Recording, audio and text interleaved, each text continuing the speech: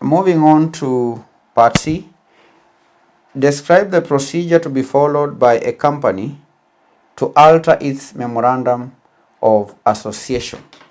Procedure to be followed by a company to alter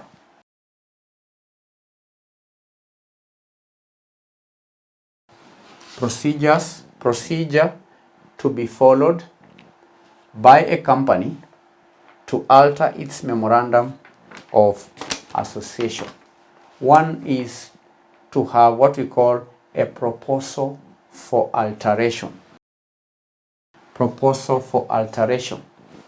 A proposal to alter the Memorandum of Association is made by the Board of Directors or by shareholders through a special resolution. And the proposal to alter the Memorandum of Association may include changes to the company's name, to the objects, to the share capital, or any other provisions contained in the memorandum. First of all, there has to be a proposal through a resolution by Board of Directors or shareholders. Number 2, board approval and shareholder resolution. Board approval and shareholder resolution. If the proposal is initiated by the board, it requires board approval.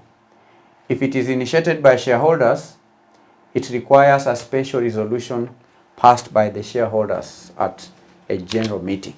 And the resolution must be passed by the required majority that is specified in the company's articles of association. That is the second step.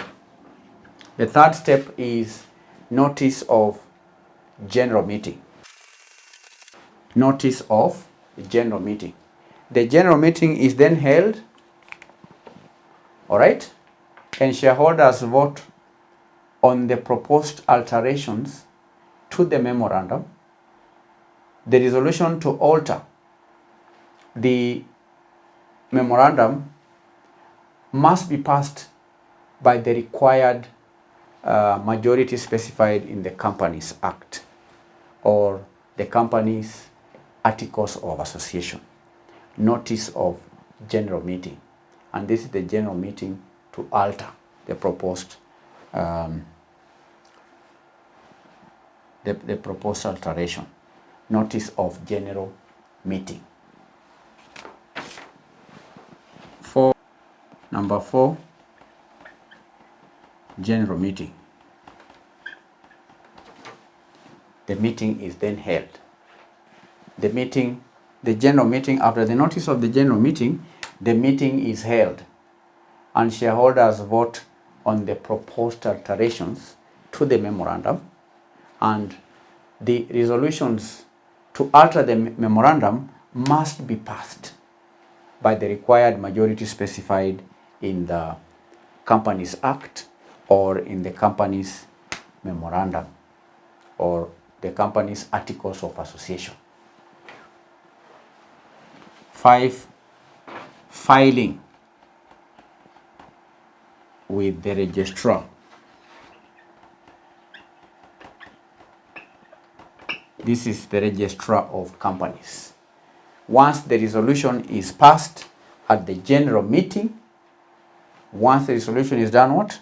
While the resolution is passed at the general meeting, the company must file the amended Memorandum of Association with the Registrar of Companies within the specified period of time.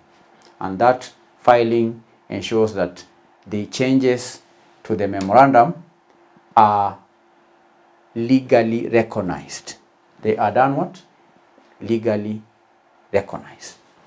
Then lastly, updated memorandum. Updated memorandum. The company receives a certificate of incorporation with the updated Memorandum of Association reflecting the approved alterations.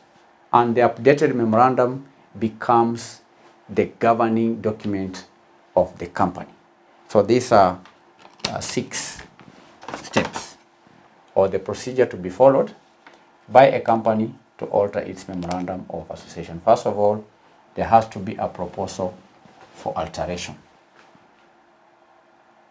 Board approval or shareholder resolution.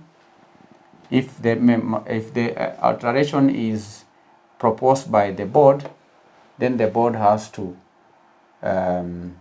make a resolution. If it is proposed by shareholders, then that also has to be done by shareholders. Then there is a notice of general meeting to amend. Number 4, after the notice, then the meeting is held. Then after voting, after passing the resolution to make the amendments, then filing is done with the Registrar of Companies.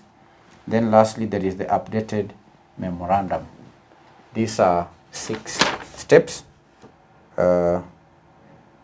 6 marks.